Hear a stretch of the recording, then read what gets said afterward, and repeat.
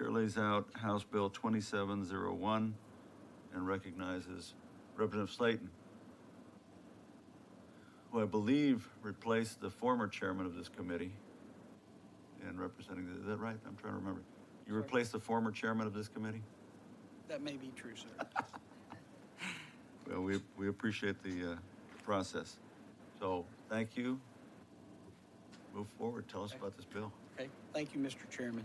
And members of the committee, thank you for allowing me to discuss this with you today. For nearly 8 decades, Congress has not made a declaration of war. Even so, America's sons and daughters have been sent overseas to fight on foreign soil. Oftentimes, the Texas National Guard has been called upon by the federal government to go and fight in these conflicts. The Texas legislature has no say over whether or not the active duty military is sent off to fight. But we can exercise our right to defend the men and women of the Texas National Guard and stop them from being sent to fight and sometimes die in unconstitutional wars, regardless of who controls the White House. House Bill 2701 will simply protect the Texas National Guardsmen by prohibiting their deployment into active duty combat without a constitutionally required declaration of war from Congress. House Bill 2701 ensures that the Texas National Guard can still conduct all necessary training, including training overseas, to make sure they're ready for combat if called upon, but protects and respects them by ensuring that they only go to war when Congress fulfills its constitutional duty. The Republican Party platform number 302 says, quote, "The Texas National Guard should only be deployed to overseas combat zones under authorization of Congress through a declaration of war," end quote. The Texas Democrat Party platform says, quote, "Texas Democrats believe peace, prosperity, and national security are best achieved by maintaining a strong national defense.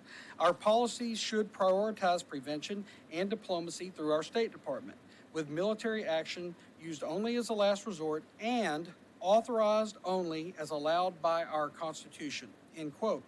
In the packet I've given out, you will find these platform positions, as well as a memorandum from the West Virginia ACLU, which issued an analysis and statement of support of identical legislation in the West Virginia legislature.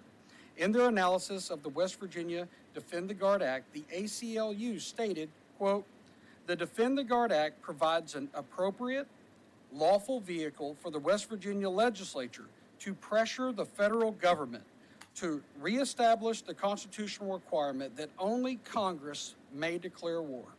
I believe that House Bill 2701 will do the same for Texas." There's also, we got back from LBB, there is no fiscal note on this bill. And Mr. Chairman, I would like to reserve the right to close, but otherwise I'm available for questions. So let me ask, and then I'll see if some other members have any questions, but can you sort of give us a real world example? Like, you know, let's say your bill was already law. It was already law. And had been law for the last 20 or 30 years. Excuse me. Can you give at least me an example of, you know, what would have been different? Where would I guess Texas Guard, National Guard members would not have been deployed, which is I guess what you're trying to do, right? For only active duty combat. Of course, they could have done all training, could have but everything, but as far as active duty? Yeah, the things that you're trying to change. Yes. So I'm saying if your bill was already law and has been for the last 30 years, can you give an example of like, hey, well, back in 2000 and whatever, 2002, 2006, 2000, whatever. Can you give us an example? So whenever we got involved in Iraqi freedom, and then of course in Afghanistan. So was that what year was that? Do you remember? 2001, 2002, or January 2002, I guess. Okay. When that started. So it's 2002. It's Iraqi freedom. Go ahead. The Texas National Guard would not have been deployed to active duty. So they were deployed in 2002, more or less? I'm not sure exactly when, let's say but they have been involved. Right. And like I say, this bill, regardless of if it would have been if it was in place in the past, and even of course in the future, if it's in place, Congress has to declare war, which is what they're required to do in the Constitution. Well, so do you remember, and if you don't, that's okay. I apologize that I don't, maybe Mr. Tinderholt he's kind of our parliamentarian on these issues. You know, what year did, because Congress voted on declaring war, right? Yes, but they Do did you want me not. to yield to Mr. Tinderholt? Sure. Okay. He can, Thank you, Mr. Chairman. Yeah, so essentially what would happen is that the Texas National Guard would not deploy in those instances. I think the intent of the bill is really good. I think that the federal government could potentially, even if it passes, federal government could potentially overreach and force it.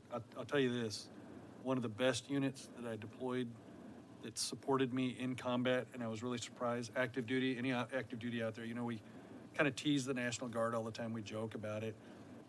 And then we had the Texas National Guard in Iraq supporting our MIT team. Literally the best route security, the best helicopter pilots, the best support I've ever had was the Texas National Guard. And it literally kind of poked us in the eye because we didn't expect it. But essentially what I think I've talked with him quite a bit about this, what this bill would say is that unless Congress declares war, the Texas National Guard cannot be used. But by then, had Congress declared war?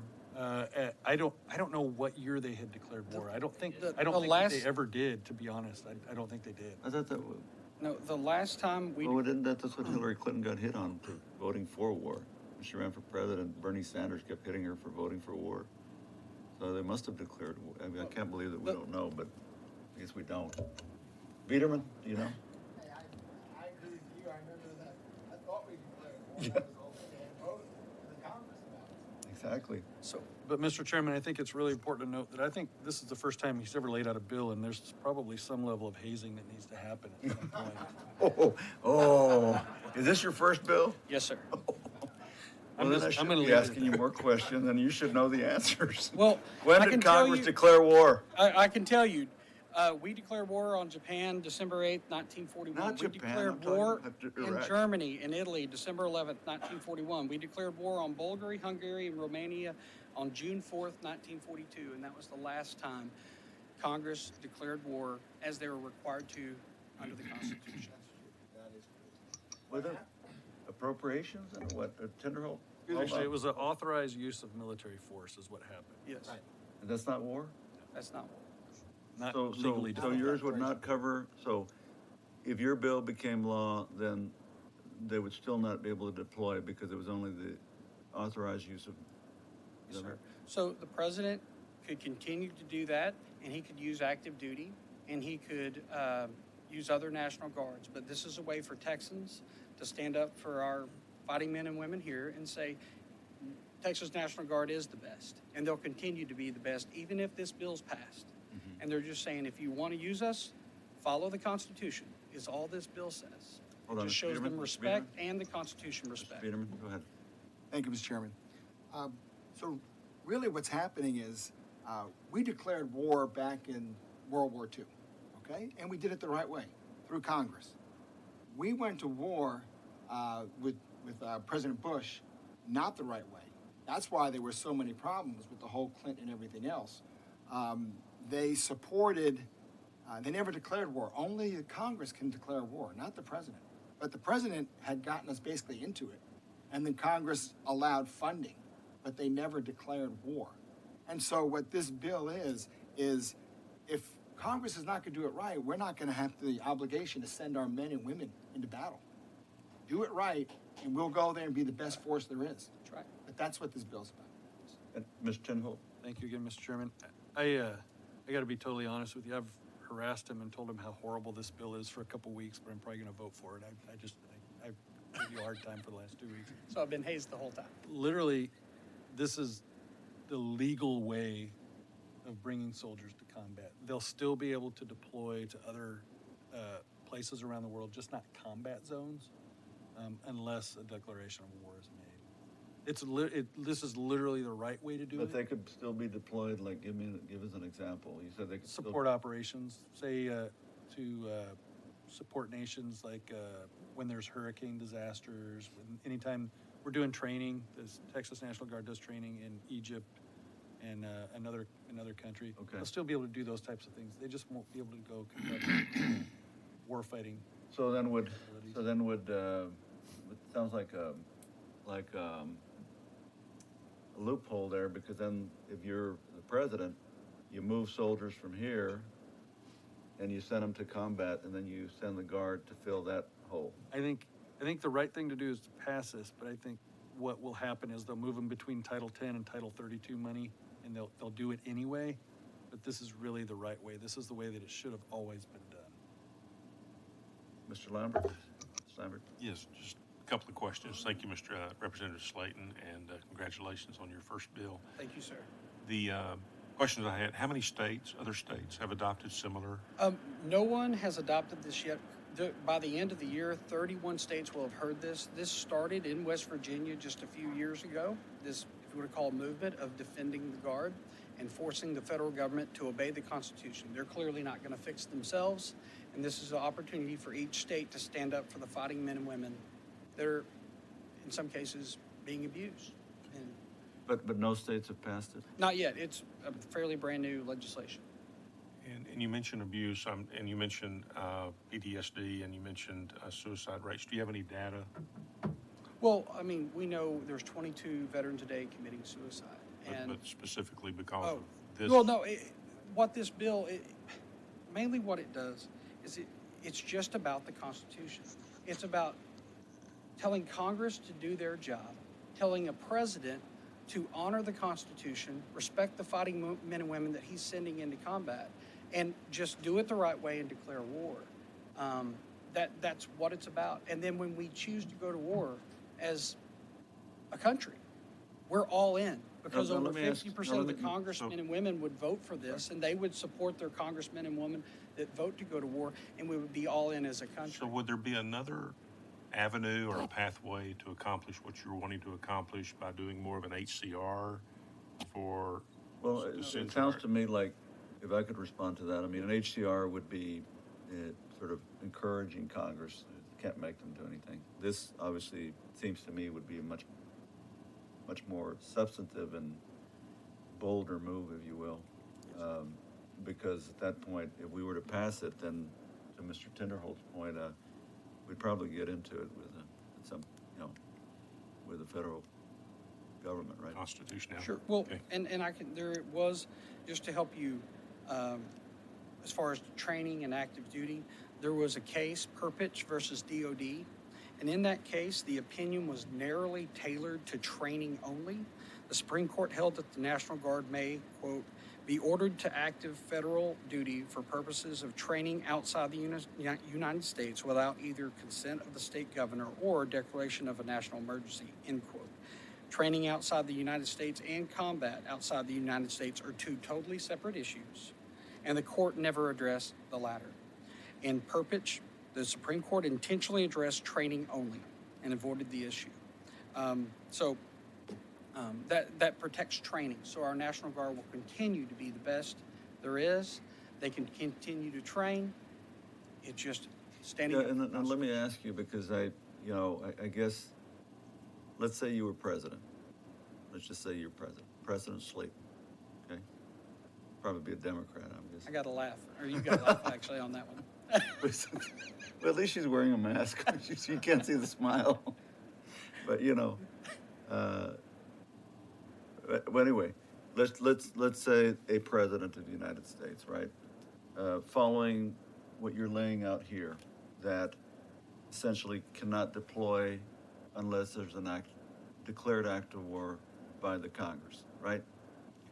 So taking it all the way through, let's put the Guard aside. Should the same rule apply for all the military forces in your view? So Yes, the sir. president should not be able to send anybody over. So President Bush could not have sent anyone over. Is that right? He should have petitioned Congress And to I know vote what on you that. should, I know what you Well, he think you have. should have. What I'm asking you is, where you're, what you're trying to do here, where it's the law, where it followed in your view properly, then President Bush, because that's when the war started, the modern war. So President Bush would not have been able to send anybody to Iraq or Afghanistan because the Congress never voted. To our, you learn something every day. I mean, you and I. So Congress never declared war. And so were the Slayton law to be the law of the land, truly, then President Bush could never have sent anyone to Afghanistan or Iraq. Well, it is the Constitution. I mean, all this bill, I that's know, why it's so I'm just- simple. So I'm asking Yeah. you, in your view, he should not have sent anyone to Iraq or Afghanistan? Unless he got Congress to declare war. Yeah, that's right. Which, again, Congress that did not declare war, so you believe that President Bush should never have sent any military forces to Iraq or Afghanistan, is that correct? He should not have used his executive power to circumvent the Constitution. That's right.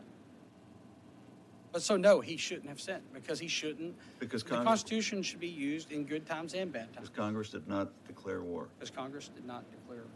yeah. Interesting. I'm sorry, Mr. Lopez? Yeah, thank you, Mr. Chairman. By the way, thanks a lot for calling me last week on Thursday. I think we sat in your office for a while and talked about this bill. And I certainly understand your point of view, and it got me to thinking that it's amazing how Google can really bring you up to speed, remind you of things that you hadn't thought of in 20 years. I got out of the military in 1984, and believe me, I've not been a student of it since, other than my son and my grandson, and actually two grandsons are actually active duty right now.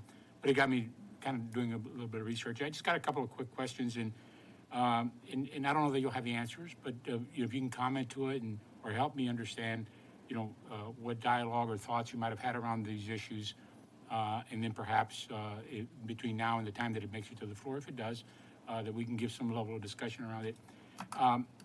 I see this, I know that you laid it out kind of like the Constitution says, therefore we shouldn't unless, fill in the blank on all this stuff, finish the sentence. For me, it really becomes an issue of readiness or national readiness across the board, whether it's hurricane preparedness in the coast or fighting a war in Afghanistan or anywhere else in the world. I do know that there is the total Army force concept, which has kind of been the concept that's been embraced by all military forces on how deployment will be, managed. It didn't really address whether it should be by congressional or non-congressional action, but it says how the forces, armed forces are going to be managed so that there can be a shifting of manpower and readiness to make sure that at the point of deployment, we're sending our troops with the able-bodied head count that's necessary to accomplish the mission. I mean, at the end of the day, personally, whether it's constitutionally driven or not, we owe it to them to make sure that we send them with the resources available to accomplish the mission. It should be a defined mission, and it should have all those parameters around, what a good mission is all about. When I was in the military, I was a non-commissioned officer, so I didn't talk a whole lot of strategy. That was Representative Tenderholt's job to get strategy defined and then go out there and deploy it. We just took the orders and ran with it. Have you had any dialogue with anyone about that particular concept and how the military, how the branches are all trying to figure out a way how they can, if you will, blend the forces to be able to make sure that that our readiness is at its highest level when needed? Some conversations, probably not specifically to that, but close, but the idea, this doesn't affect our mentality towards readiness. The idea of training, continuing to make the Texas National Guard the best there is, the ones that people can depend on when they're in trouble, that mentality stays in place. Ready to go, ready to kick tail at a moment's notice. But all this does is just kind of holds the brakes and says, Congress, follow the Constitution, and we'll go get them. That's all it is. It's just about when we go. That's it. The mentality of training, being ready, still stays there. Yeah, but I understand what you're saying, but the reality of it is it all starts with the numbers. If you don't have the numbers in the right slots to do the mission, to accomplish the mission, you're in trouble regardless of training. Certainly training makes a big difference, and there's no question about that. But if you don't have the numbers, and it just seems like, going back to my day, and I hate to be reminiscing so much as I'm sitting up here, we had the draft in the late 60s. I enlisted not because I was as brave as I was wanting to enlist so that I could have some level of choice when I got in. So I enlisted, or else I would have been drafted very soon. We don't have that anymore. And so readiness has become, I think, a central issue within our military forces. And I think what they've done is come up with this concept of, if you will, sharing the talent, sharing the bases of folks within their specific services. And so I would encourage you to kind of read through that, kind of setting aside what order would be used to get them to go to war. Because if it's a just engagement, I'm more inclined to say, let's engage if it's a just engagement, rather than to say, hey, listen, let's make sure that we have the proper debate. Oftentimes, debate in Congress can lead us to the right thing, and oftentimes not. So I'm more concerned about making sure that our military forces have the readiness capacity, and that this doesn't jeopardize it in any way. And I think once studying the total Army Force concept that I'm referring to, you'll kind of get a sense of, I believe that the different branches are working towards some sort of a combined effort. And that would definitely include the Texas Army National Guard. Okay. Well, I mean, so this could, and I guess the point that I'm making is, would this exclude them from that concept that the military is putting together? I don't know that you know the answer, but if you can find that for me or address it in any way, I appreciate it. Yes, sir, I will. I'll look at more on that. I do want to say mixed with readiness, right?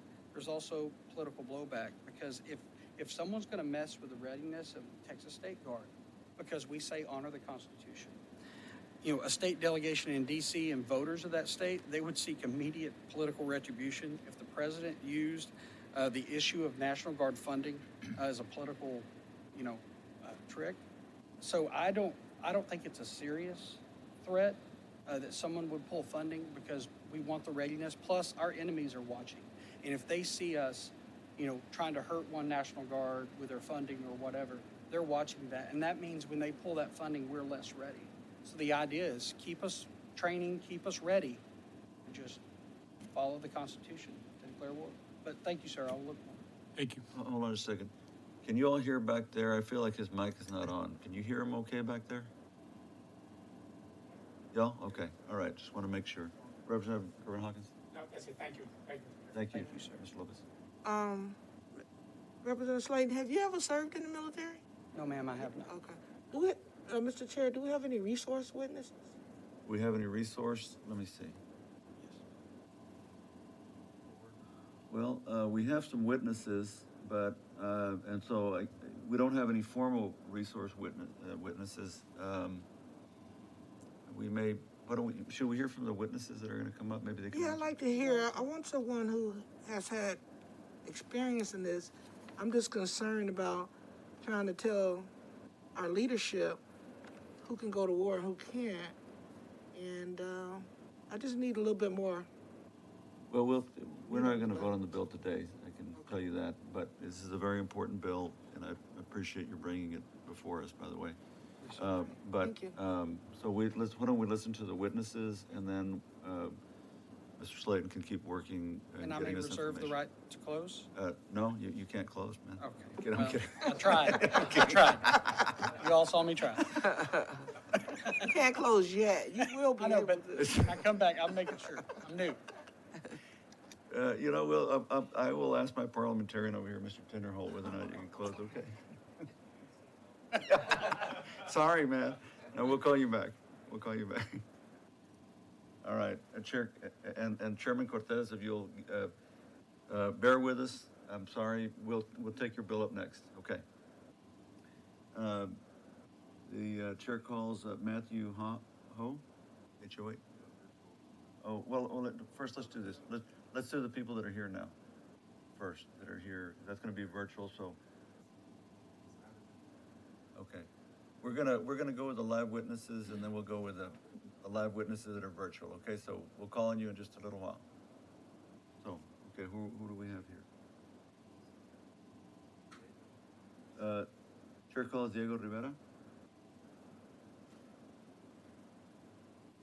If you would state your name for the record, who you represent. and your position on the bill. Alrighty. Can you guys hear me? Yes, sir. Fantastic. My name's Diego Rivera. I am a combat infantryman. I was deployed back in '06. The reason that I'm here and the reason that some of these arguments get to me a little bit, right, is because, you know, I am a right winger, right? But we deployed in '06. And here's the problem, is that, so on March 19th, it was the 15-year anniversary of when I lost two people that I'm now older than. I admired those people. They were good men. And I still remember just being a young guy and watching these guys who I looked up to go. And the hard part about this is that now, 15 years later, it's come out that there's no evidence for this. There was no reason to go to this. There was no weapons of mass destruction. We've lost thousands of lives on an unconstitutional war. That's it. The debate is over. It's unconstitutional. So I still remember, not too many days from now, 15 years ago, sitting there while a little girl, right, we're at a wake with some of the most deadly people on this planet, right? These are what you train. These infantrymen, these killers, right? And we did our job. And some of the toughest men had to scatter like roaches when this little girl is saying, "Daddy, Ricky, no," because we're looking at it and realizing that he died. And now we have to realize he died for nothing, right? In an unconstitutional war.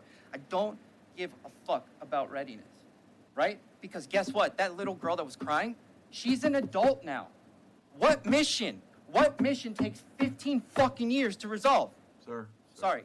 I know this is very difficult. We ask that you please. I understand. I'm sorry. Trust me, there are many times I want to use those words. Yeah, But I get it, and I apologize. It's just, I hear some of the things that's said here, and I just don't get it. 15 years. If you forget the highways, forget the virtue signaling. My friends didn't have to die, and the future ones don't have to die either. And the funding shouldn't matter either, because when they come home in boxes, right? Go tell them it was about funding. Tell them this is the most pro-veteran bill that there is in the state legislature, right? And I get that DC won't get their stuff together, but at least Texas can. You're better than that. This is a pro-veteran bill. Fine, do the highway, do the whole virtue signaling, but if you say you care about veterans, this is it. So, if you have any questions. sir, and you're representing yourself. I am. Okay, and I know you're for the bill, but I want to make sure that we got that on the record. You support. I support this bill 100%. Veterans support this bill overwhelmingly. Guys, it's been 15 years since my buddies died. It's almost 20 since we've been in Iraq, 20 since we've been in Afghanistan. There's people that weren't born, that are dying in wars that weren't declared constitutionally. And just to explain real quick, the authorization to use of military force, right? That is a blank check. The same authorization to use that was passed in 2001 was used to kill Soleimani in Iran. We could have started another war, a deadly war with Iran under the same authorization of use of military force. There's no geographical constraints. There's no fiscal constraints. I mean, Congress can set it, but they'll always fund it. So if Congress won't get their stuff together, Texas can. You have this ability to do the right thing. It's not left or right. It's veterans, man. Veterans. Let me ask you, because and maybe I'll ask the author of the bill. I was on this committee many years ago, so I wasn't the last few sessions. Is this the first time somebody introduces this bill? Don't, you're not supposed to testify. Do you know? If this is the first time it's being you're aware heard in of that Texas, sir. somebody's been, okay. Members, any questions for Mr. Tinnerholt? Thank you, Mr. Chairman. You're passionate. I've been exactly where you were, and I know it's tough. And I want to say thank you for your service and thank the families of the people who sacrifice themselves for what they do, and I know that they're close friends. Yep. Regardless of where anyone stands on this bill today, I think you were heard. And I think people understand where you're coming from, okay? Yeah, again, that's all I wanted to say, right? Okay, but just understand that this is a pro-veteran bill. I promise you it's not left-right. Do the right thing. If they come home in boxes, you have to go tell them that you signed on their death for funding. Please don't do that. Do the right thing. Honor the Constitution. It's on both party platforms. You can be the difference. Let Texas lead the way. do this. This is the most pro-veteran thing that you can pass on the state level. This is amazing. You can lead the way. You can be the head of national conversation. And Texas is better than Congress because we know Congress sucks, right? Everyone knows Congress is a failure, right? Do the right thing. This is when you can do the most thing, like forget about the signs on the side of the highway. Don't bring them home in boxes if you care. And I'm a fucking right-winger. Excuse my French. I'm a right-winger, right? I'm telling you, from the right, you can do the right thing. On the left, guys, you're killing it already. Just do the right thing. But that's all I'll say. Thank you. Thank you very, very much for coming to testify. Thank you for your service. Thank you. Chair calls Scott Horton.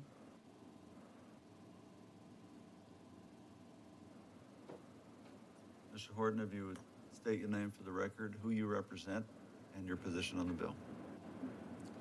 Hi, my name is Scott Horton. I'm the director of the Libertarian Institute, and I'm in favor of this bill. Thank you. I have a prepared statement here. Thank you very much for considering this important legislation. Nothing I'm about to say should be heard as an attack on U.S. troops, but part of the fight for them.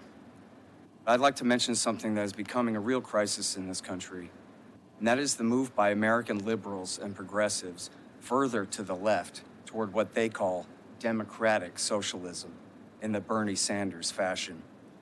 This is especially true among millennials and Generation Z.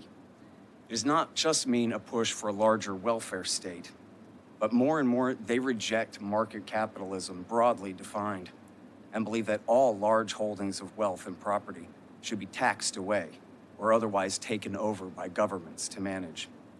This, of course, would be an absolute catastrophe. But so then why is this happening?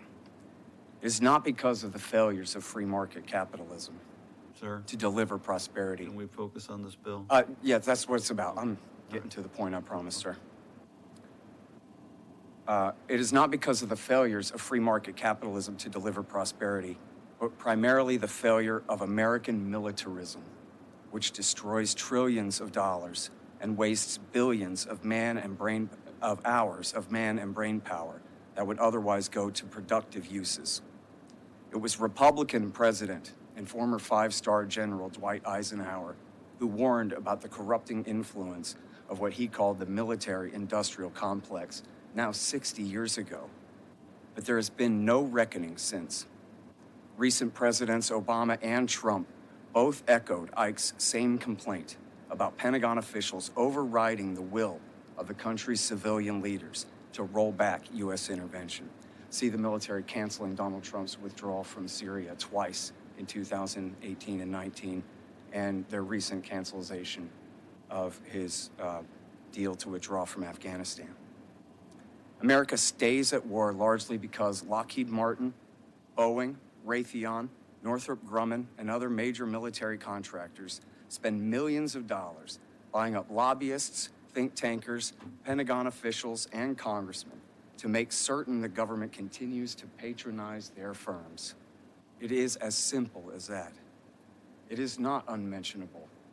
Everyone knows it, and it is as wrong as it could be.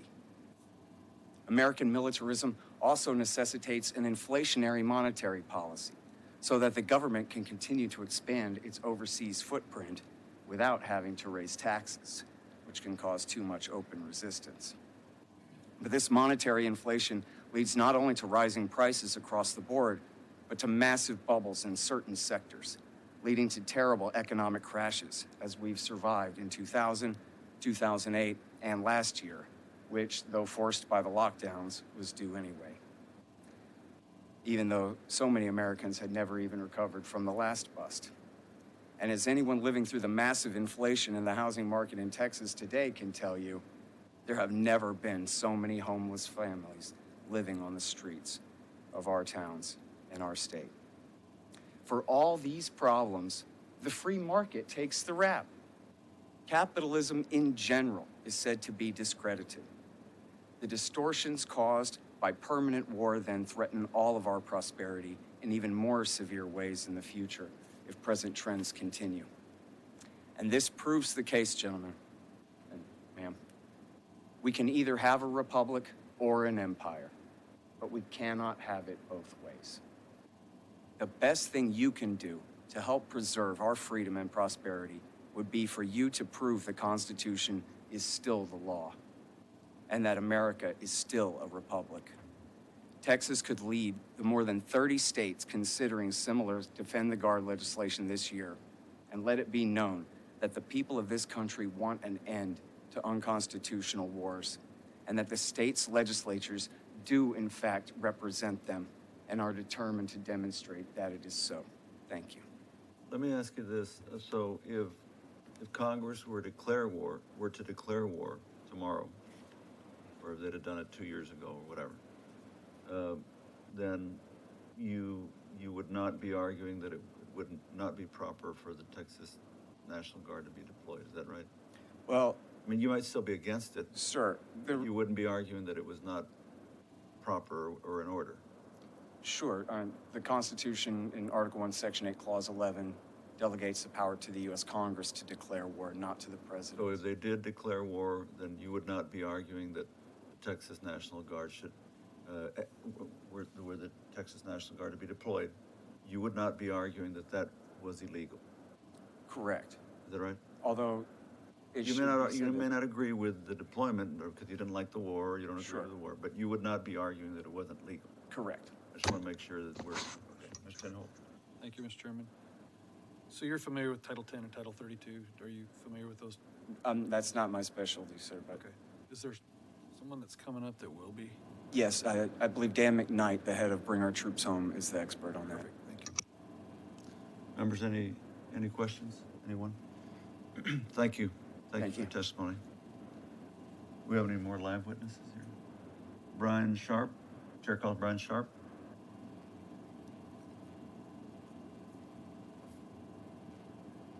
Take this off? If you want to. Yes, sir. If you'd state your name for the record and who you represent. Yes, Mr. Chairman. My name is Brian Sharp. I'm speaking as an individual, and I support this bill. Okay, go ahead. Mr. Chairman, representatives, thank you for considering this bill. I really appreciate the opportunity to speak with you today. As I said, my name is Brian Sharp. I live in the Woodlands, Texas, with my wife and 3 kids. I'm a West Point graduate. I was an officer in the U.S. Army and the National Guard. Both my brothers served in the military. My father and both of his brothers served in the military, and I have 3 great uncles who served in World War II. My 13-year-old son wants to be an Army helicopter pilot as well, so we support the troops. I was back at West Point in December with Secretary of the Army Ryan McCarthy to bury a mutual friend of ours in the West Point Cemetery. That friend's name was Anthony DeToto. He was what's known as a CASA, a civilian aide to the Secretary of the Army, representing Texas. That's a 3-star general equivalent, making him one of the highest-ranking military people in the state of Texas. I can say with a great deal of confidence that the active military, the vast majority of the active military, retirees and veterans would support this bill. The rank and file of the U.S. military supports this bill. I met my wife at Yale University. We both got MBAs there. She's a pretty smart cookie. And when I told her I was coming here to speak with you today, she asked, why would any state legislature not support this bill? It's just following the rules. If Congress declares war, we deploy the Guard. If Congress doesn't declare war, we don't deploy the Guard. It's that simple.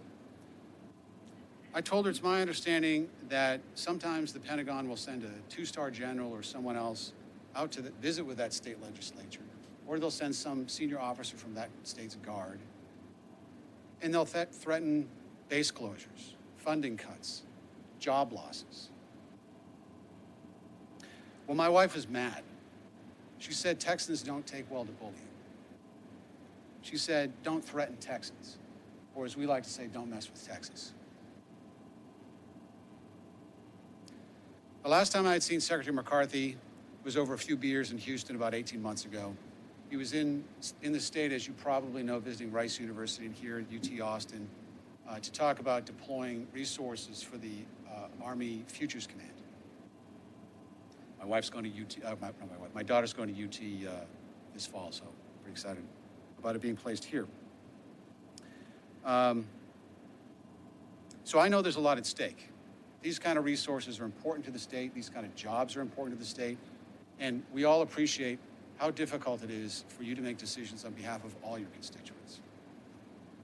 But Texas is different. When Texas stands up for what's right, it'll make it that much easier for smaller states to follow. And when the states stand up for this, then the Pentagon will lose its leverage over states like us that say we're going to cut jobs, cut funding, close bases. I'm proud of my service. I support the troops. And I firmly believe the troops support this bill, and I hope you will too. I would add, I'd be happy to answer your earlier question, Chairman, or yours, Representative Lopez, regarding force resources. I spent some time in the military, and I think you had asked about if there's any in the military. I'd be happy to answer any of those questions or any other questions you may have. Members, any questions for this witness? So, I mean, if why don't you talk a little bit about, since you're a West Point man, about you know, I'm sitting here thinking, well, if you were president, I say, now we got two presidents been in front of us now. So if you were president, and you could only deploy troops if Congress, well, in my simple mind, it's American troops go to another country, kill troops from that country. They try to kill troops from our country. That's what's going on. Afghanistan, Iraq. Our troops are trying to kill theirs. They're trying to kill ours. That's what's going on, right?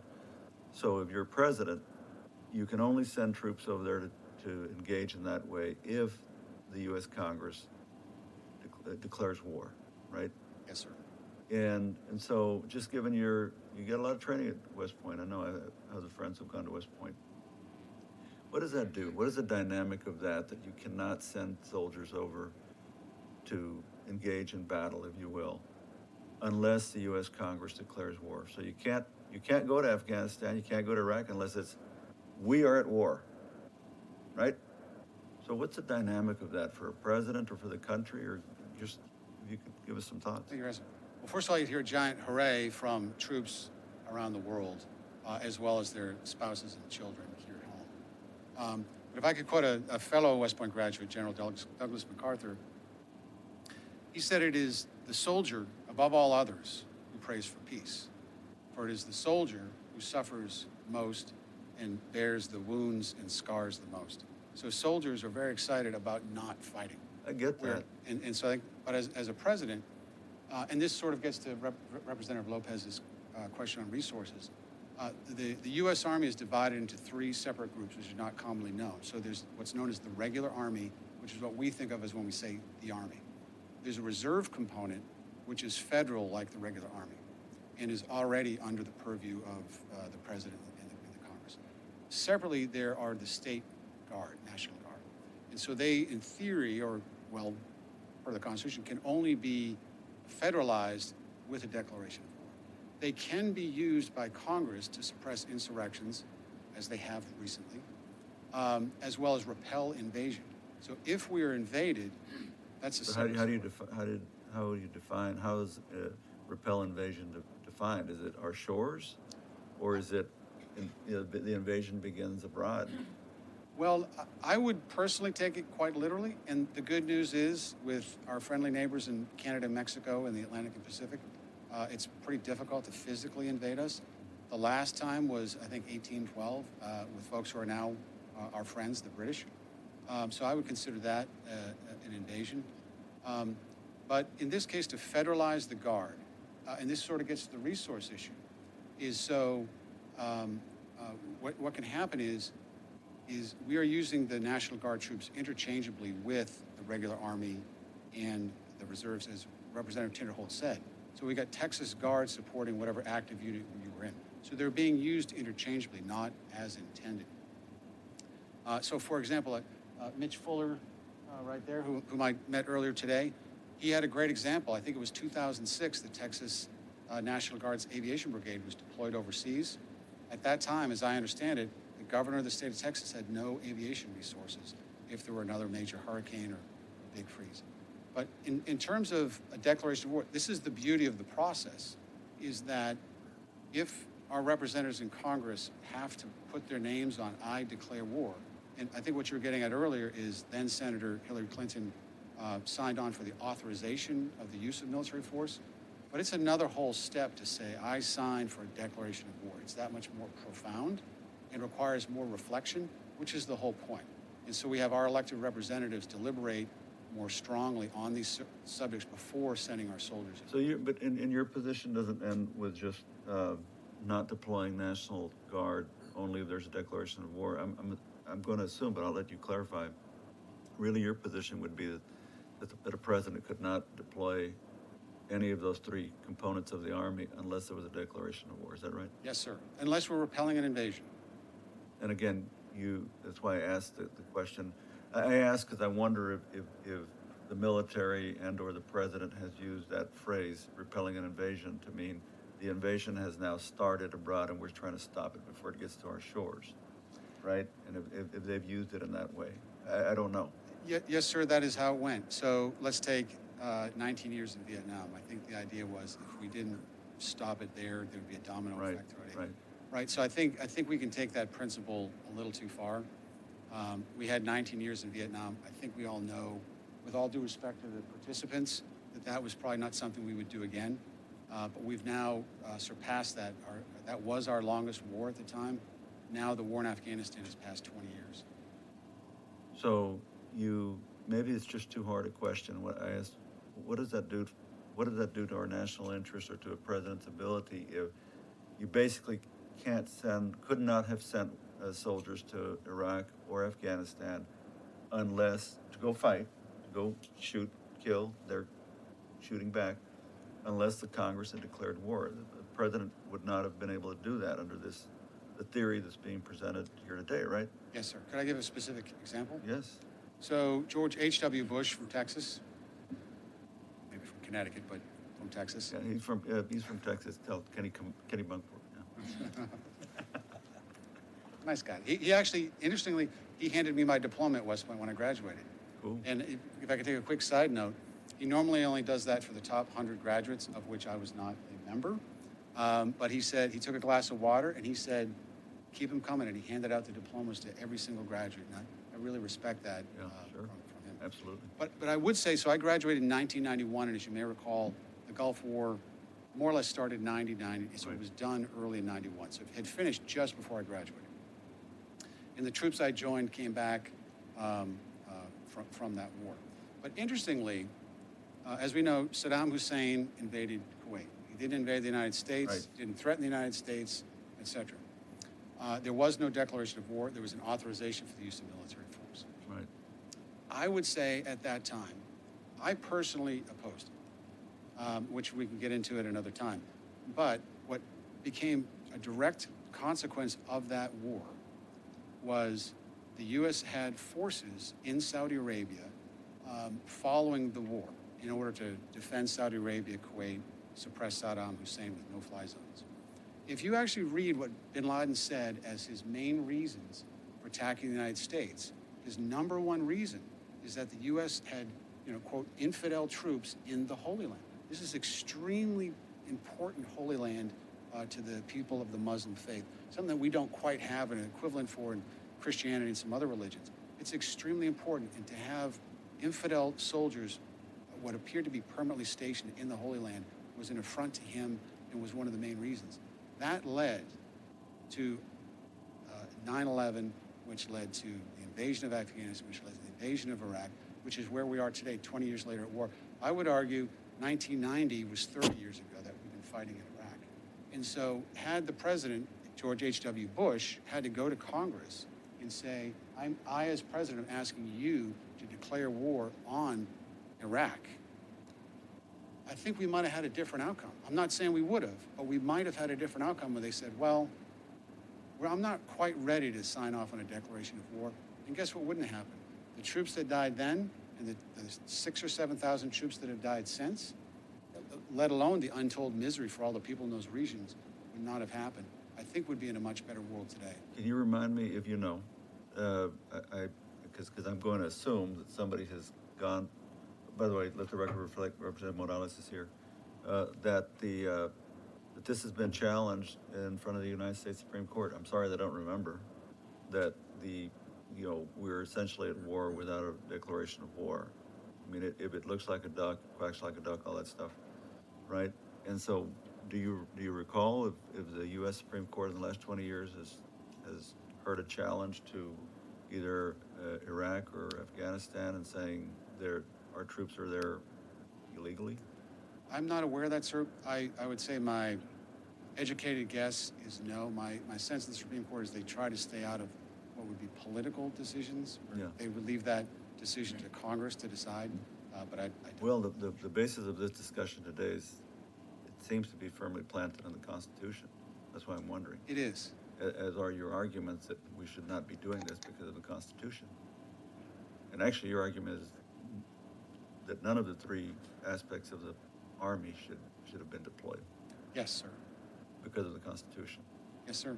So I have to think that somebody's challenged it and it maybe didn't get far. I can't imagine that it hadn't been challenged by someone, but we'll find out. Slayton, yeah, Mr. Tenholt. Thank you, Mr. Chairman. I'm going to try to bring this into a kind of full circle. So first I want to start with how many years did you do in the military? Everything combined. The commitment when you graduate from West Point is 5 years. I graduated in 91. We had won the Gulf War, the Cold War had ended, and they downsized the military and said you could get out after I 3. remember that. So I spent my last 2 years in the Vermont Army National Guard. So I was at Yale, that's where I met my wife, and I'd have to go to Vermont. It turns out it's a little more than 1 week in a month, 2 weeks in the summer, so she thought I had a little something going on up in Vermont. What I'm getting at is you spent a good sum of years in the military. 3 to 5 years, depending on the economy, yes. So there's three essential elements. There's the active duty, which everyone knows the president and Congress have control over in the Senate, right? And then you've got the reserves, which are really, generically speaking, they're intended to augment the active duty when they are deploying over and over and over. They backfill them at their installation they left, or they go overseas and deploy. And then you've got the National Guard. There's Title 32 and Title 10 money. Title 32, I believe, is the state funding, assisting with state disasters, things like that. And then the president can nationalize or say, you are now under Title 10 and I can deploy you. So I think the essential part of this bill is, what he's saying is, we will not allow you to activate our National Guard into Title 10 and deploy them without an act of Congress. My question to you, I believe this is legally, ethically, and constitutionally the right answer. But the crux in it is, I don't think we have ever had a president that wouldn't do what I'm going to say right now. They would say, I'm activating you using Title 10 money regardless. So even though this is the right thing to do, even though I think it's the right thing to do you think that any president would say, too bad, so sad, we're going to activate you into Title 10 and you're going anyway? Even if we pass this, I think this is the right answer to pass it. But do you think that the National Guard troops would end up deploying anyway? In the current environment, probably yes. But the first person that comes to mind is Ike, also a West Point graduate. So commander at D-Day, President of the United States. And I remember... in Texas. Excuse me? Born in Texas. That's right. Well, the reason I'm asking that question is, this isn't about the active duty or the reserves. This is strictly about the National Guard. And it's about transferring them from Title 32 money to federal Title 10 funds and putting them under the national defense. And I think the answer is probably what you were getting to, which is yes. I think almost every president would say, too bad. I agree with you. I think this is ethically, legally, morally, and constitutionally right. And I agree with you too, that almost everybody in the National Guard would agree with what you said, that, yeah, I don't want to leave my family for 12 to 18 months. I missed a lot of my kids' lives, right? But I think the answer I was looking for is the president would do it anyway. Unfortunately, that's what the record supports, yes. All Mr. Chair, Ms. Scriven-Hawkins? question for you, since I'm looking for some expert advice on okay? Taking aside the whole idea of any partisanship, as we, as legislators, look at issues, we want to make sure we also look at the short and the long-term impacts, as well as the potential unintentional consequences. So I ask you unbiasedly, what are the potential unintentional consequences, or have you thought about it? I have, yes, ma'am. On the partisan bias side, if I could spend a second on that and then answer your question directly, if I may. A friend of mine who's also a West Point graduate, he ran the presidential campaign for Dennis Kucinich. He's on board. Plenty of friends who are affiliated with Ron Paul, they're on board. So this is not really a left-right thing. In fact, I would suggest left-right support this, and the heartland of America supports this. Thank you, ma'am. Unintentional consequences. I think the clear one is what I said in my prepared comments, was that someone comes and visits you after this event and says, we're going to close bases, we're going to cut funding, you're going to lose jobs. The Army Futures Command, maybe we'll put that in Tulsa. So I think that's the unintended consequences, is they'll say, if you support this bill, these are the consequences. Ms. Buckley? Thank you, Mr. Chairman. Do you think another unintended consequence could be if you took this group of professionals out of the mix, sort of an increase, an unintentional increase in the op tempo of our active duty, our reserve, because these troops are playing vital roles, and so now, I mean, I agree with Representative Tinderholt. I mean, in my belief about what we should be doing nationally, but in a practical matter, could this not impact our active duty troops in a negative fashion? Yes, sir, absolutely. And I would argue that's an intended consequence. Because when you take the National Guard, the Texas Guard out of the equation, then the federal government will rely solely on the regular Army and the reserves, and they will say, we don't have enough troops, we don't have enough funding. They will then have to make hard decisions to say, do we want to spend more money in Afghanistan, or do we want to spend more money on schools in downtown Austin? And so that's I would suggest is an intended consequence. Mr. Tinderholt? But I think another unintended consequence, because all of us are going to be on both sides of this coin, right, is going to be what we mentioned. Won't they just take our armor and our infantry and our helicopters and move them to Kentucky or Tennessee? Because National Guard Bureau really has control of them. They provide the masses of money, right? So one of the unintended consequences of doing the right thing is that they move them so that they have control of them again. Yes, sir, I think that's exactly right. And that's where I think Texas leadership can help. The country will look to Texas for leadership on this issue. We've got one of the largest military populations in the country. We've got all these bases. And if Texas stands behind this, maybe Kentucky will too. Maybe West Virginia will. Maybe others. And then the Pentagon will lose its leverage.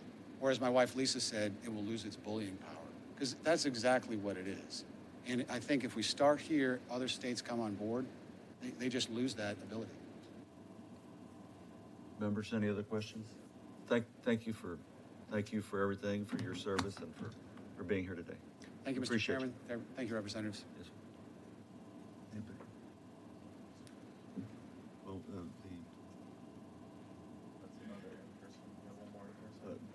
Chair calls Jeff Lyons. How you doing? Morning, sir. Morning. If you'd state your name for the record, who you represent, and your position. My name is Jeff Lyons. I work for an organization called Young Americans for Liberty. I'm an 8-year Navy veteran, disabled veteran.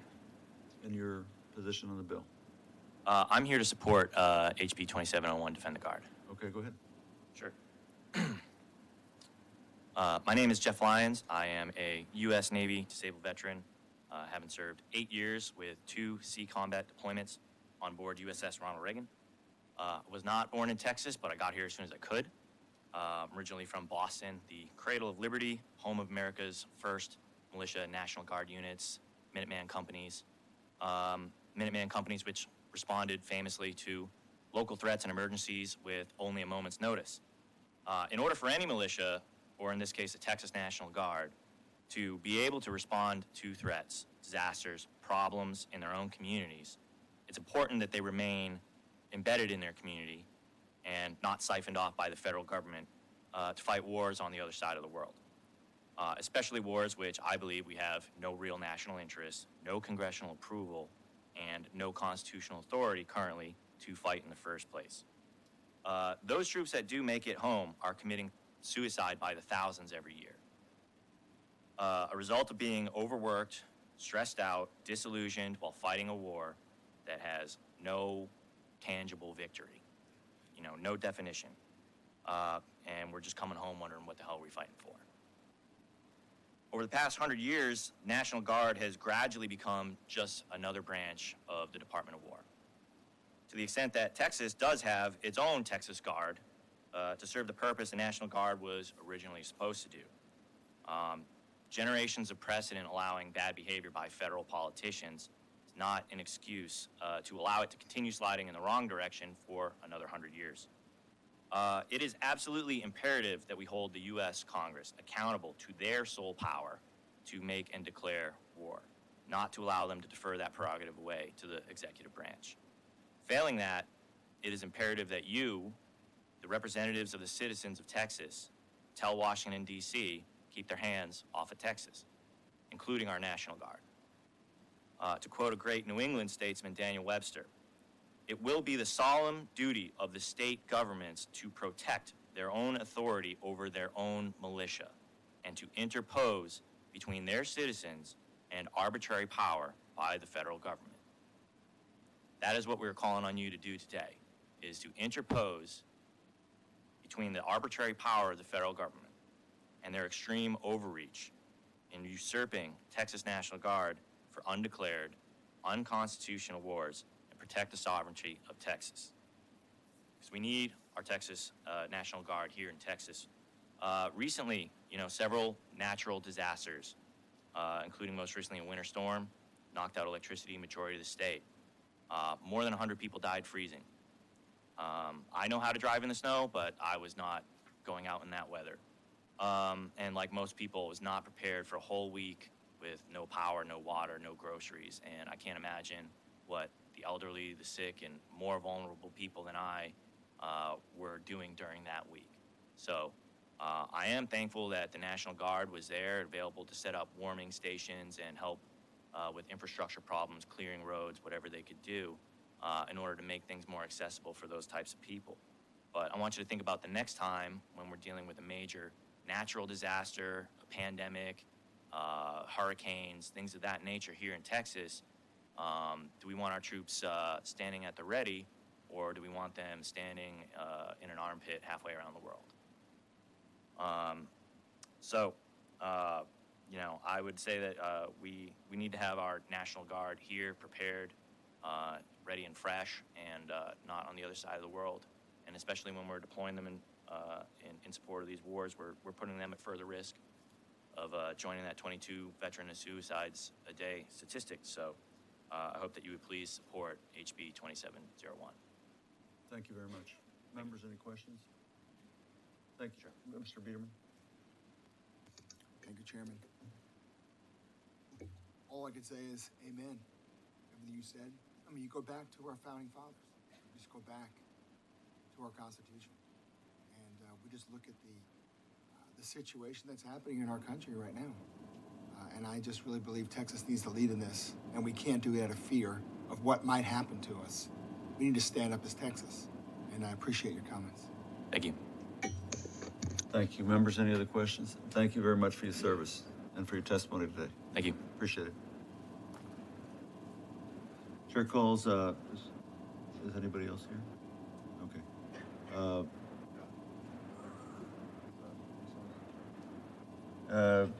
Did Mitch, did you want to testify? Chair calls Mitch Fuller. Good morning, Mr. Chair, Mr. Vice Chair. I want to make it clear I'm testifying on the bill. Yes, sir. On behalf of myself. I just took my. State your name for the record. Mitch Fuller. Iraq War veteran, Texas Army National Guard. I'm frankly a little frustrated with part of this debate here a little bit. There's two things going on with this debate right now. There's a constitutional question, which Let's see if you can really make it on. I want to see this. I want to see you thread this needle. Okay. There's a constitutional question here. in a former life, I was a college professor, so my academic background is political science. So Article 1 of the Constitution gives Congress the right to declare war. Article 2 of the Constitution gives the President of the United States the power to serve as the Commander-in-Chief. So it's What that comes whole, first, one or two? one's first. There you go. That's right. Article 1 is first. So our country has not declared war as a representative. And I appreciate introducing this bill because this larger debate needs to happen. The United States of America totally has not been at war. I mean, I'm talking about the whole country since World War II. There was sacrifice. Every citizen in this country contributed to the war effort. Men and women served. Men and women served back here in factories. Automobile plants were converted to build airplanes and tanks, et cetera. So there's a constitutional debate here, and I think that debate needs to be happening. So we funded the global war on terrorism until about halfway through the Obama administration on a continuing resolution. So the money for the war in Iraq and Afghanistan and the Horn of Africa and the other combat theaters in the global war on terrorism was basically paid for with a credit card. So I feel like I should apologize to my kids. Sorry, we punted. We couldn't figure this out. So the idea that the Congress should declare war, should exercise its powers, absolutely. Because that means that we're all in. The whole country is all in. A little bit about my background. I enlisted in the United States Army Reserves in the mid-90s. So I was enlisted, became a commissioned officer, lived in the Kansas City area for a couple of years, native Oklahoman.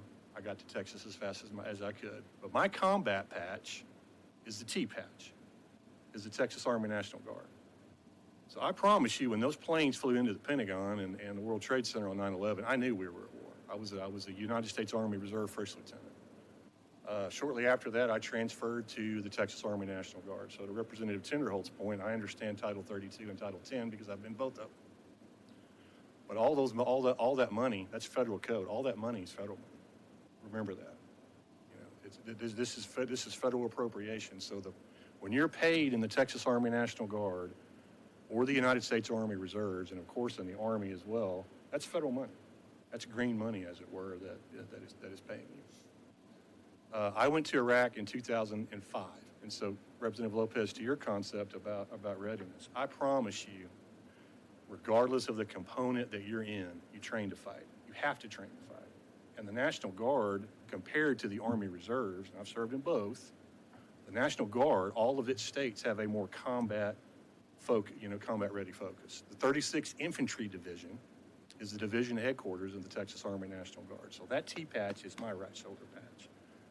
And I'm proud of that. And the year I was in Iraq in 2005, over half the boots on the ground, there were 168,000 troops on the ground in Iraq in 2005, and over half of those were from the National Guard. So there's two things. There's the constitutional question, which I get, but to your point, Mr. Chairman, the President of the United States and the Congress, when we were attacked, and I would argue invaded by Al-Qaeda, when they hit the World Trade Center and they hit the Pentagon, and the heroes that took down the plane in Pennsylvania, God knows where that plane was headed to. It was headed to D.C. probably, to the Capitol or to the White House. That part of this, we have to have the ability to respond. So this is a complicated question. But just as me, as one veteran in combat with the Texas Army National Guard, the Texas Army National Guard has done extraordinary things in Iraq and Afghanistan. Extraordinary things. And General Tracy Norris would testify to that, the current Adjutant General of Texas. There's a 2-star headquarters deployed to Kuwait right now that's running CENTCOM of the Texas Army National Guard. So we can do extraordinary things. And it's been a while since I've been out, but readiness is a critical part of this. It's one total Army concept. So I was with a brigade headquarters, a 56th Brigade Combat Team. So there were 3,000 Texas Army National Guardsmen, and we had units of the active component Army assigned to us with the 101st Airborne Division.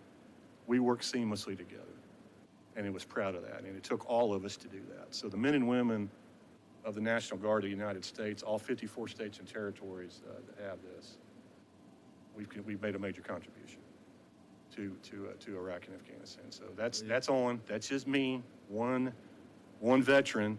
Representative Biederman, you got a retired 1-star in your district from the Texas Army National Guard, General Jim Bisson. He's awesome. He's a Vietnam War veteran.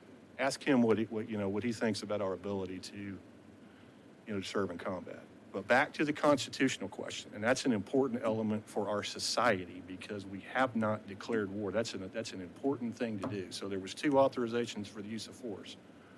September 20th, 2001, Operation Enduring Freedom, and then there was a second one in 2002 authorizing Iraq. Personally, I have some thoughts on Iraq, whether or not that we should have done that. And that pains me to say that because I was away from my family for 1.5 years. And I had a divorce waiting on me when I got back home. So it cost me my marriage. The separation, cost me. My kids were 5 and 3 when I deployed. So I missed out on a lot of that time. But I knew exactly what I was signing up for when I enlisted in 1995, when I got commissioned in 1999, and when I came to the Texas Army National Guard. I knew what I signed up for. So we got to remember that, regardless of the component that you sign up for, the active component, the reserve component, which is broadly defined, the reserve force, and then the elements of the National Guard. I think we all know what we're signing up for. So I think there's 2 things going on here with this debate.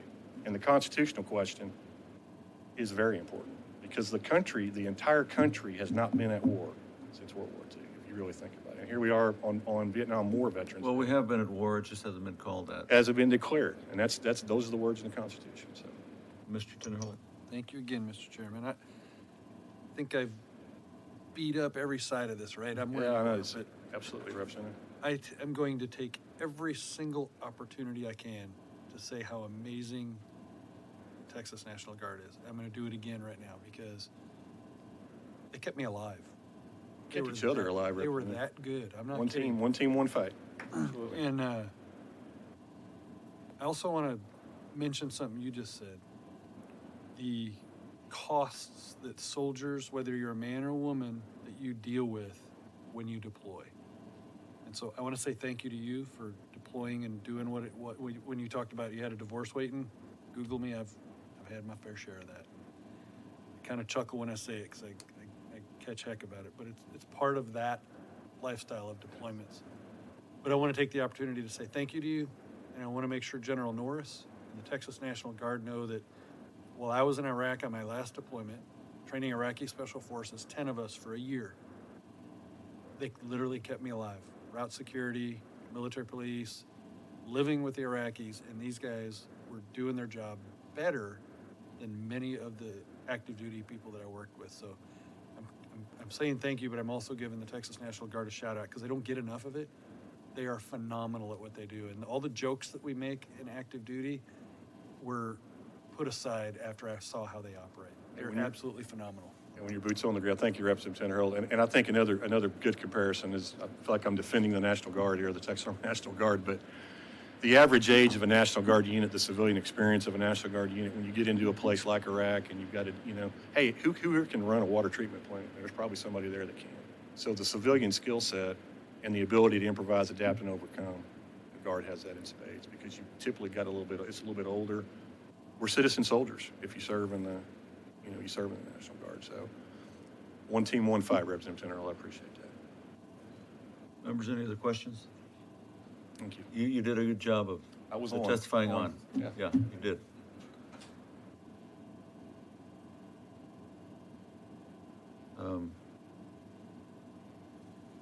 Let's see, who else do we have?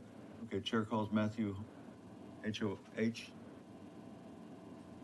Is that you up there, sir? Yeah, good morning. I'm sorry, I didn't want to mispronounce your last name. Oh, it's fine. Pronounce, just drop the H at the end there, and it says toe. Oh, okay. If you would, state your name for the record, who you represent, and your position on the bill. Yes, sir. My name is Matthew Ho. I represent myself, and I strongly support this bill. I am in North Carolina. However, I want to say I was a Texas resident for 5 years, and living in Corpus Christi was one of my top places I've ever lived in my life. So I'm very fond of Texas, and I certainly know how Texas treats service members and veterans. So I want to thank you all because I know within the military and veteran community, Texas has a very good reputation. I have a prepared statement I'll read, and then I'm happy to help with any questions or answer anything you like. Excuse me. Thank you for allowing me to testify. My name is Matthew Ho. I am a senior fellow with the Center for International Policy. I was a Marine Corps officer for 10 years, as well as a political officer with the State Department. I participated in the Iraq War twice and the Afghan War once. I am a 100% disabled combat veteran. The wars to which the National Guard continue to be sent are never-ending, counterproductive, and failed, as well as undeclared and constitutionally illegal. To illustrate how these wars have been counterproductive, consider just two simple facts. In the years prior to the U.S. invasion in 2001, Afghanistan and Pakistan were home to 4 international terror groups. Now the Pentagon testifies the number of such terror groups has grown to 20 or more. Secondly, when the U.S. first invaded Afghanistan, Al-Qaeda counted around 400 total members worldwide. Al-Qaeda has since spawned branches and offshoots, including the Islamic State, in dozens of countries with total memberships in the tens of thousands and have, at times, controlled entire cities in multiple countries. These wars have been based and sustained upon lies.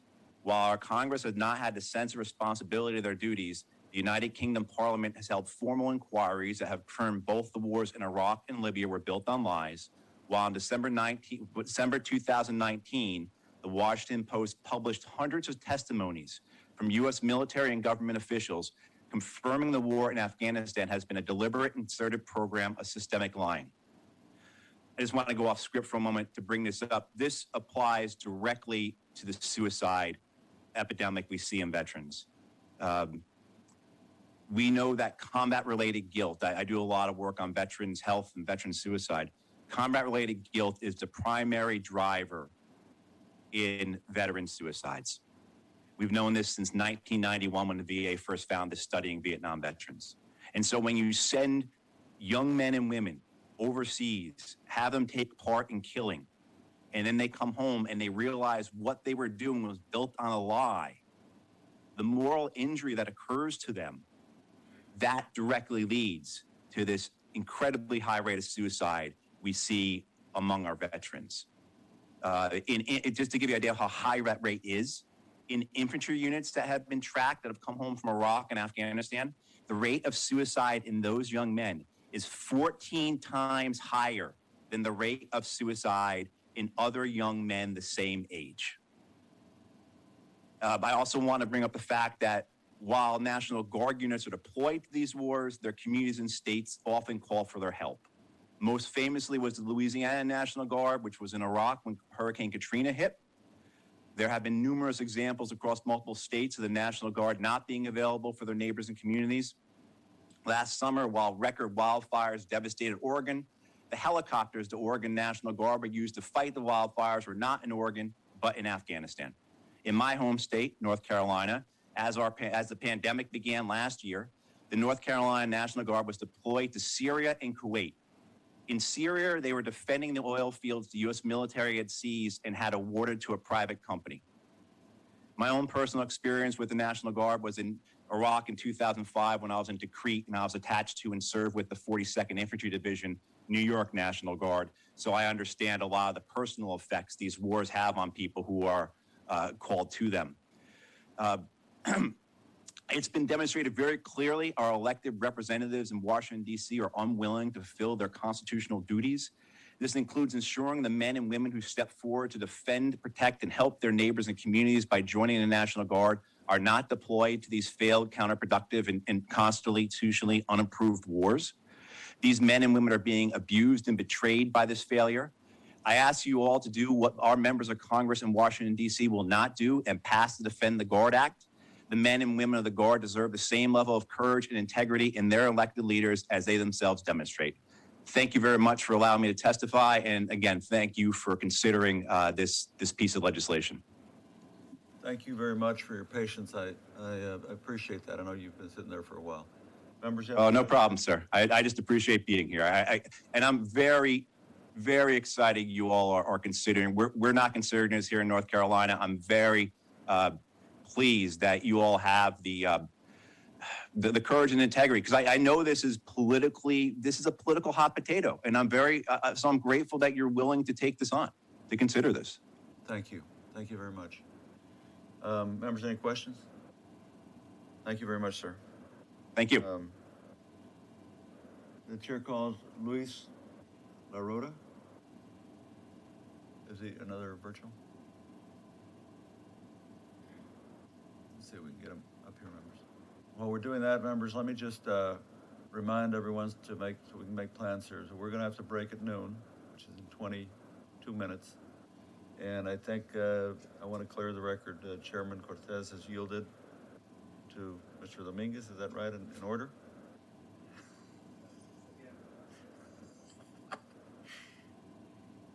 Yeah, but he has two bills, so I don't know which one.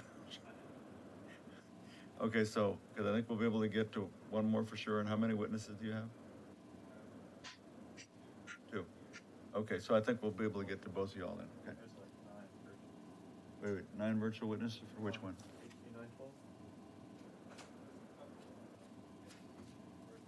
So we have, no, we have like 9 virtual witnesses on yours, Chairman. So that's 9 minutes? Okay, we'll do it. Members, we're gonna break after this, just so we'll know, we got 2 more virtual witnesses, and we're gonna go to one of Mr. Dominguez's bills, not both. Then we're gonna do Mr. Cortez's bill, and then we're gonna break. And then we will come back at 12:45 or 12:50 or so. Mr. LaRota? Can you hear me? Yes, sir, I'm here. Go ahead. State your name for the record, who you represent, and your position on the bill. Yes, my name is Louis LaRota. I'm here representing the Republican Liberty Caucus of Texas, and I'm in support of HB 2701 for the National Guard. Mr. Speaker, how much time do we have for testimony? Well, you know, normally I like to give you plenty of time, but just so you'll know, we've had several people testify and gave great testimony in favor of the bill, and we have a couple of other bills we'd like to get to before noon, if that's possible. So, if you could add anything to, have you been hearing us? Yes, sir, I've been participating. So if you could add anything to that, then you probably wouldn't need that much time. But I don't want to limit you. I want you to tell us what you're thinking. Okay, I'll try to be brief, sir. Go ahead. I wanted to point out that the global war on terror has cost us $5.9 trillion to date, which is an extraordinary amount of money. And to me, personally, I served in the United States Navy from 1999 to 2005, Operation Enduring Freedom and Operation Iraqi Freedom. My 2 uncles served in the United States Army in Vietnam. My cousin served in operations in Gulf War I and II. And I currently have a nephew that's engaged in the Marines and another nephew in the Navy. So our family has a long history of participating in the military. I brought this resolution forward to the Republican Party of Texas as a resolution to be included in the RPT platform because I felt so strongly about the lack of responsibility of Congress to actually participate in the process of engaging in war, which is what we've been at since 2001. The authorization of use of military force is an abdication so that Congress allows the president to wage war. But something that was brought up previously was the use of war powers when we're under imminent threat. This bill would not circumvent that ability. If there's an imminent threat, the president has the ability to wage war. Now, that imminence has been abused thoroughly, and I will quickly just mention this. There's no single authoritative legal definition for imminence. The Trump administration, for example, is not bound by the test of imminence the Obama administration's legal advisors preferred, which included things like the nature and immediacy of the threat, the probability of an attack, whether the anticipated attack is part of a concerted pattern of continuing armed activity, and more. That uncertainty provides any president who wants to bypass Congress on foreign policy decisions a loophole big enough for a whole war, or 2 or 3, by invoking an imminent threat. The president is functionally able to go to war unilaterally, ignoring Congress altogether. That's the fig leaf that allows Congress to avoid difficult votes of war and peace. And that, to me, is what strikes at the heart of this bill. Texas does need to stand up. As many of the speakers have mentioned, we have to lead this fight because Congress does not have the ability to make tough decisions. They can't balance our budget, and they can't even provide us with a mission to accomplish for a war. To me, that is the greatest demoralizer. Someone had mentioned that, we have to have troops at the ready in our readiness levels, which I agree. We have to be operational ready to provide that support. But what duty is owed to us? And I think our leaders owe it to us, the troops and the men and women that are serving in all branches of the government, what is the mission of being in these overseas theaters? If they are an imminent threat, let them be declared so. But if they're not, then we need to have the whole country on board to declare war. So I didn't want to drag this on. I did agree with the previous speaker's notes about having operational guard ready here in Texas due to national catastrophes, and not to mention the border security problems that we're having here. So it is imperative that we as Texas start to rein in the federal government, force Congress to make the necessary votes. It is not our responsibility to cover for Congress when they have issues providing strategy and leadership in war making. It is up to Texas to protect our state and our citizens, and that involves the National Guard. They're an important piece of this puzzle, and I thank you for your time, and I'll take any questions if you like. Thank you very much. Members, do you have any questions for the witness?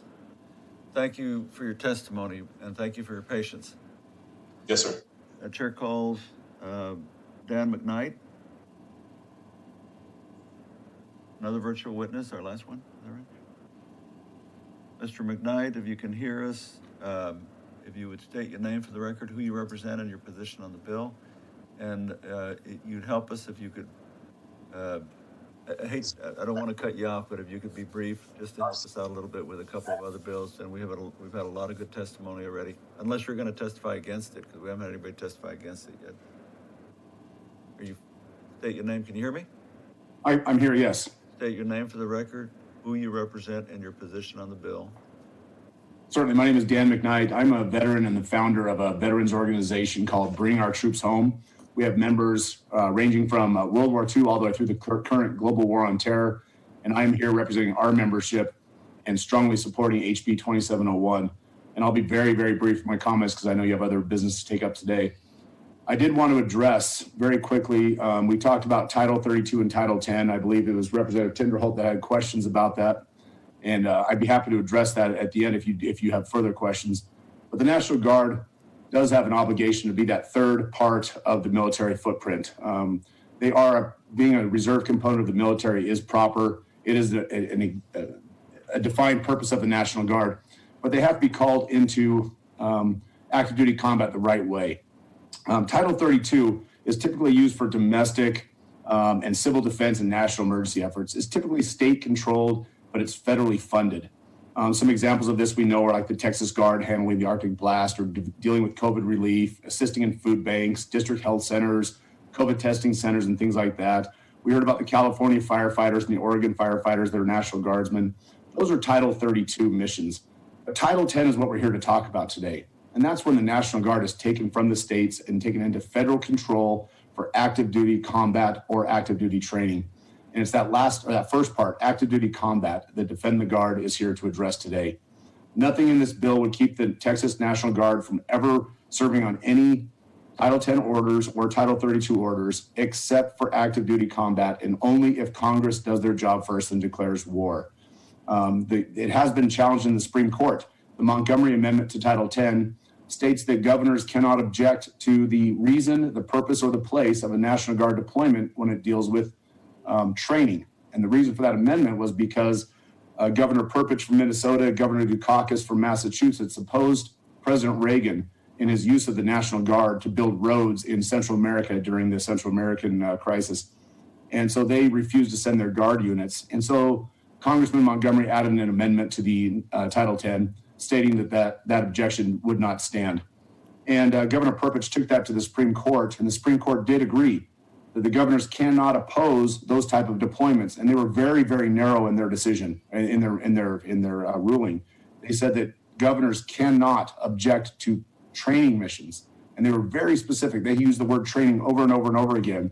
And they wisely ignored the question of combat deployments because it's already been addressed. It's already been codified in the United States law. In fact, it's in the oldest law in our country. It's in the Constitution.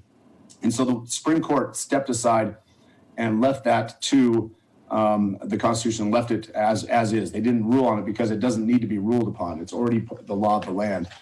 And the Constitution does divide war powers between Congress and the president. And this division was intended by the framers to ensure that wars cannot be entered into easily, that it takes two keys, not one, to start the engine of war.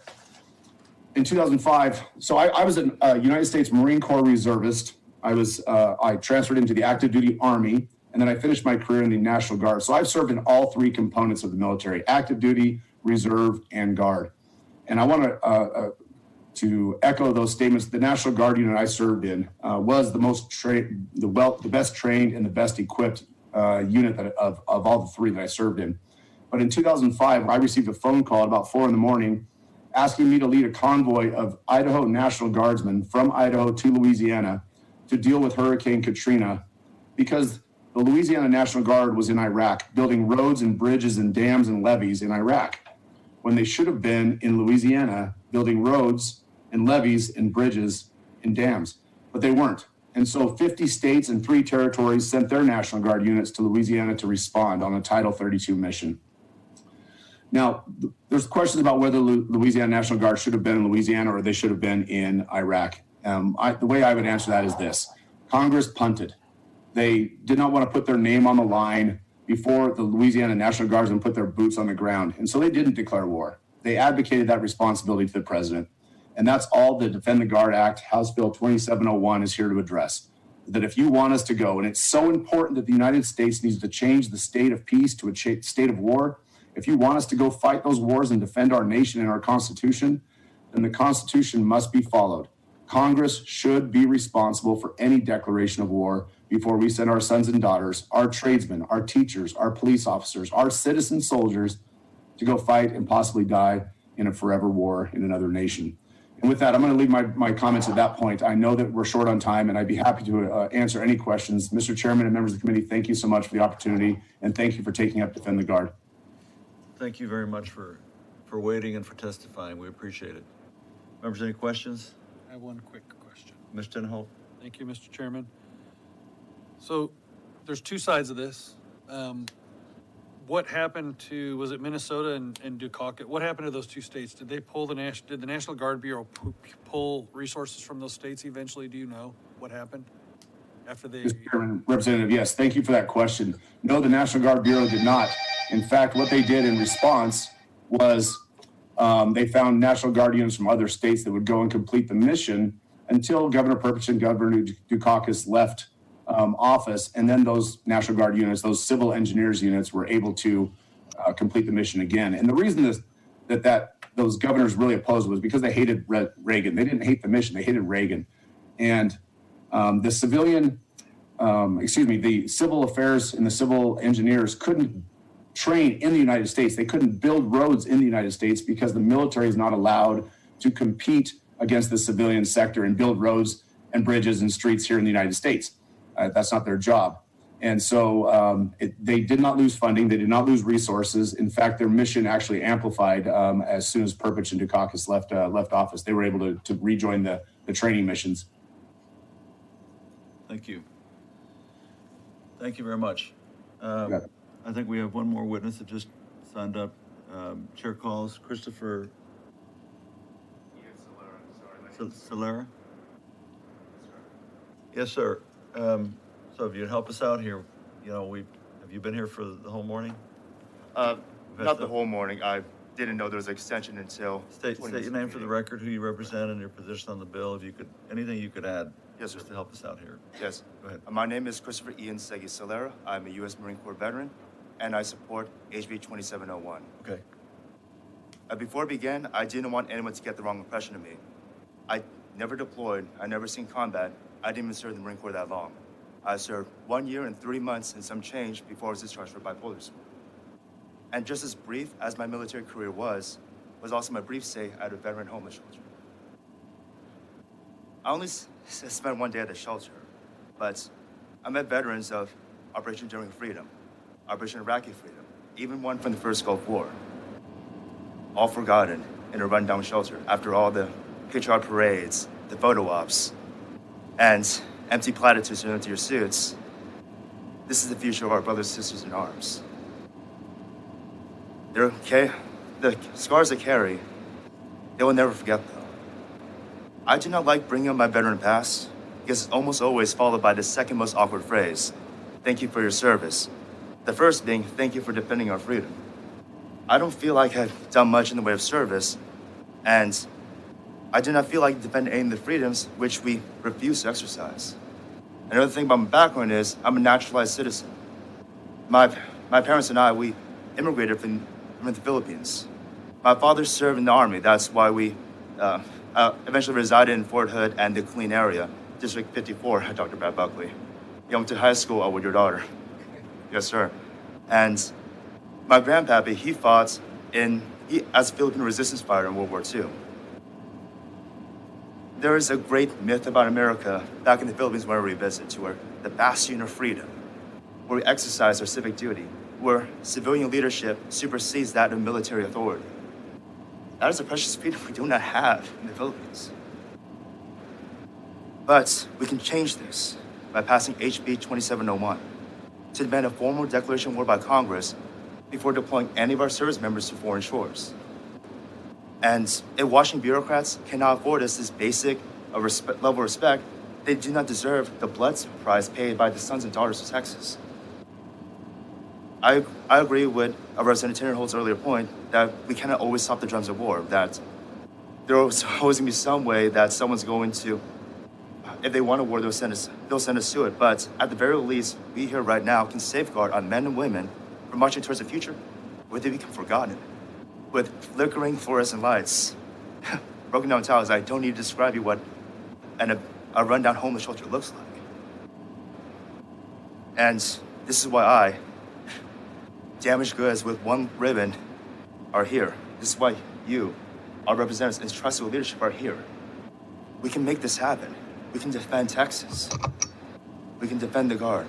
Semper Fi. Don't go away. Thank you. Just a second. Oh, yes, Mr. Tinderholt. Thank you. I feel like I'm talking a lot on this bill, but I have to say something to you. Did you sign a contract to join the United States Marine Corps? Yes, sir. Were you willing to give your life in defense of our nation, our way of life? Yes, sir. Then I'm respectfully telling you to quit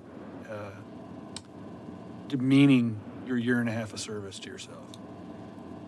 You were willing to give your life in defense of our country, and that's just as important as going. So stop doing that to yourself. You're a great human being for volunteering to do what you did. And the reasons you got discharged from the military, I've had to discharge people from the military as a commander, were through no ill will or control of your own. And so I'm going to say thank you for your service. That year and a half matters. The fact that you signed that contract and you were willing to die for this country, I thank you for that. Thank you, Representative. Thank you very much for coming today. Thank you for everything you've done for our country. Thank you, gentlemen. Thank you, women. Thank you. Is there anyone else who would like to testify on for or against House Bill 2701? If not, Chair recognizes Mr. Slayton to close on the bill. Thank you, members. I would appreciate your favorable consideration on the vote, on the bill. Let's keep visiting. It's obviously a really important issue and not an easy one. That's right. So Thank let's keep talking. This time, Chair will leave House Bill 2701 pending.